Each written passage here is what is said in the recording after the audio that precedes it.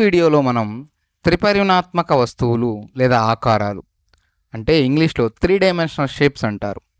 ఆ వస్తువులు ఎలా ఉంటాయి, వాటి ఆకారాలు ఎలా ఉంటాయి అనే విషయాన్ని తెలుసుకోబోతున్నాం. ముందుగా మనం ఈ త్రిపరిమాణాత్మక వస్తువుల గురించి తెలుసుకునే ముందుగా ఈ చిన్న కృత్యం చూడండి. నేను ఇలా బిందువులు లేదా చుక్కలు పెట్టుకుంటూ వెళ్ళానండి. ఈ దిశలో ఎక్స్ దిశగా ఒక్కొక్కటి ఇలా కలుపుకుంటూ వెళ్తున్నాను అనుకుందాం. పెట్టిన బిందువుల్ని అంతిమంగా ఏం తయారవుతుంది? ఇలా వస్తుంది, అవునా? దీనిని మనం ఏమంటాం? సరళ రేఖ అంటాం, అవునా? మీరు గమనిస్తే ఒక్కొక్క బిందువు పక్కపక్కన పెట్టుకుంటూ అలా ఎక్స్ దిశలో వెళ్ళాను అనుకోండి, నిరూపక తలం పైన నాకు ఈ రేఖ సరళ రేఖ ఏర్పడింది.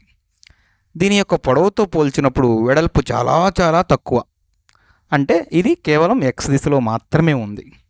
ఇటువంటి నిర్మాణాలని మనం ఏమంటామంటే ఏకపరిమాణాత్మక ఆకారం, ఏకపరిమాణాత్మక నిర్మాణం లేదా ఏకపరిమాణాత్మక వస్తువుగా కూడా చెప్పవచ్చు. అంటే దీని పరిమాణం ఒక దిశలో మాత్రమే ఉంటుంది. అంటే పొడవు అంటే ఒక దిశలోనే, వెడల్పు అనేది చాలా చాలా తక్కువ ఉంటుంది. అలానే మరొక కృత్యాన్ని కూడా గమనించండి. ఇది చూడండి, ఇది ఒక దీర్ఘచతురస్రం, అవునా? మీరు చూసే ఉంటారు దిగువ తరగతుల్లో కూడా. ఇది ఎలా ఏర్పడుతుంది? మనం ఇందాక తీసుకున్న సరళ రేఖని ఒక సరళ రేఖ తీసుకొని దానిపైన ఇంకొక సరళ రేఖ, దానిపైన ఇంకొక సరళ రేఖ అలా చేసుకుంటూ వెళితే మనకు దీర్ఘచతురస్రం ఏర్పడుతుంది. ఇలా అప్పుడు ఏమవుతుంది? రెండు దిశల్లో వస్తుంది చూడండి దీని పరిమాణం లేదా ఆకారానికి సంబంధించిన సమాచారం. ఇలా ఎక్స్ దిశలో కొంత దీన్ని పొడవుగా అభివర్ణించవచ్చు. అదేవిధంగా దీనికి వెడల్పు కూడా ఉంటుంది. రెండు దిశల్లోనూ దీనికి మనం పరిమాణం ఉంటుంది, పొడవు కొంత, వెడల్పు కొంత. కానీ సరళ రేఖకి మీరు గమనించినట్లయితే కేవలం పొడవు మాత్రమే ఉంది, వెడల్పు చాలా చాలా తక్కువ ఉంది. అలా కాకుండా మరికొన్ని ఆకారాలను చూడండి. ఇది వృత్తం, ఇందులో కూడా రెండు దిశల్లో ఉంటాయి పరిమాణాలు. అదేవిధంగా దీన్ని గమనిస్తే ఇదేమిటండి? త్రిభుజం. ఇటువంటి వస్తువుల్ని మీరు గమనిస్తే దీర్ఘచతురస్రం కావచ్చు, వృత్తం కావచ్చు, త్రిభుజం కావచ్చు, మధ్యలో మనం చూపించిన రంగులో దాన్ని నారింజ రంగు అంటాం కదా, అది మొత్తం వైశాల్యంగా చెప్తాం. ఇలా వైశాల్యాన్ని ఏర్పరిచే ఆకారాలని, వస్తువుల్ని మనం ఏ విధంగా చెప్పవచ్చు అంటే ద్విపరిమాణాత్మక ఆకారాలు. అంటే రెండు పరిమాణాలు లేదా 2 డైమెన్షనల్ అని కూడా చెప్పవచ్చు. వీటి అంటే రెండు దిశల్లో ఉన్నాయి అని అర్థం. తరువాత త్రిపరిమాణాత్మక ఆకారాలు. త్రిపరిమాణాత్మక అంటే 3 దిశలని అర్థం. మొదటగా చూడండి, దీనికి పేరు ఏమిటంటే దీర్ఘచతురస్రాకార పట్టకం అంటాం. ఇది ఎందుకు దీర్ఘచతురస్రాకార పట్టకము అంటారంటే మీరు గమనిస్తే కింద వైపు చూడండి, ఒక దీర్ఘచతురస్రం ఉంది కదా. దీర్ఘచతురస్రంలో పొడవు, వెడల్పు ఉంటుందని మనం ఇప్పుడే తెలుసుకున్నాం.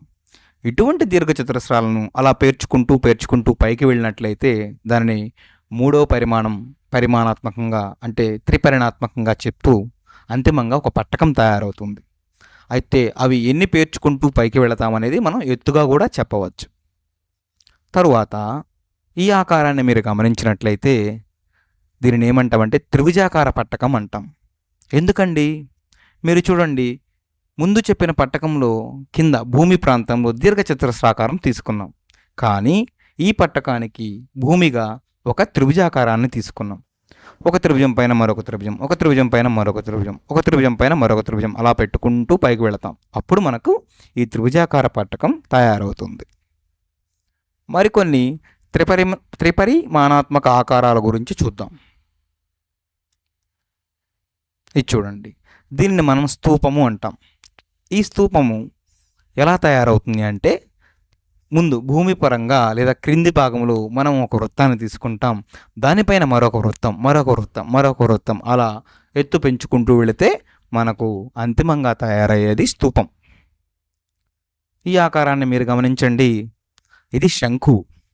ఈ శంకు ఎలా ఏర్పడుతుంది అంటే క్రింది భాగంలో నేను ఒక వృత్తాన్ని తీసుకున్నాను, అవునా? అయితే ఆ వృత్తం యొక్క వ్యాసార్థాన్ని తగ్గించుకుంటూ అలా పైకి వెళుతాను. మొత్తంగా ఇలా ఏర్పడే ఆకారాన్ని మనం శంకువుగా చెప్పవచ్చు. క్రింది భాగంలో పెద్ద వృత్తం ఉంటుంది. అలాంటి వృత్తాలని వ్యాసార్థం తగ్గించుకుంటూ కిందకి వెళ్ళి అంతిమంగా 0 దాకా వెళితే అప్పుడు ఏర్పడే జ్యామితీయ నిర్మాణం వీటిని జ్యామితీయ నిర్మాణం అని కూడా పిలవచ్చు. ఇటువంటి ఆకారానికి పేరు శంకు. తదుపరి ఇది చూడండి, దీనిని మనం గోళము అంటాం. గోళం ఎలా ఏర్పడుతుందంటే, ఈ గోళాన్ని ఇంగ్లీష్లో స్పియర్ అని కూడా పిలవచ్చు.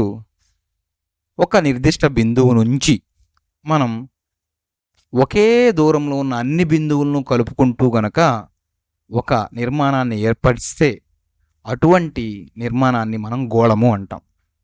ఇది 3 దిశల్లో ఉంటుంది. ఇది కూడా త్రిపరిమాణాత్మక ఆకారంగా చెప్పవచ్చు. ఆఖరుగా ఇది చూడండి, దీన్ని దీర్ఘచతురస్రాకార పిరమిడ్ అంటాం. అంటే కింది భాగంలో దీర్ఘచతురస్రం ఉంటుంది, పైకి వెళ్ళి కొద్ది కూడా ఇలా ముందు దీర్ఘచతురస్రం, పైకి వెళ్ళే కొద్ది కూడా దీర్ఘచతురస్రాలే ఉంటాయి, కానీ వాటి యొక్క పొడవు వెడల్పులు తగ్గుతూ ఉంటాయి. మీరు గమనించినట్లయితే అంతిమంగా కింది దీర్ఘచతురస్రానికి ఉన్న వైశాల్యము పైన దీర్ఘచతురస్రానికి ఉన్న వైశాల్యము తగ్గుతూ ఉంటుంది. గమనించి చూడండి, పొడవు వెడల్పు రెండూ తగ్గుతాయి, పై భాగానికి వెళ్ళేసరికి వైశాల్యం అంటూ ఏమీ ఉండదు. ఇటువంటి ఆకారాన్ని పిరమిడ్ అంటాం. దీర్ఘచతురస్రాకారంలో కనుక భూమి ఉంటే దీర్ఘచతురస్రాకార పిరమిడ్ అని, అలా కాకుండా మనం త్రిభుజాకారంలో ఉంటే త్రిభుజాకార పిరమిడ్ అని, ఇలా రకరకాల పేర్లు ఉంటాయి. మనం ఏం నేర్చుకున్నాం ఈ వీడియోలో? త్రిపరిమాణాత్మక ఆకారాలు లేదా వస్తువులు ఎలా ఉంటాయి, వాటికి సంబంధించిన కొన్ని ఉదాహరణలు కూడా, అంటే అవి ఏ ఆకారాల్లో ఉంటాయో మనం చూసాం. ఉదాహరణకు స్తూపం కావచ్చు, గోళం కావచ్చు, శంకువు కావచ్చు, అవునా, పట్టకం కావచ్చు. మనం అవి ఆ వస్తువులు ఎలా ఉంటాయో చూసాం.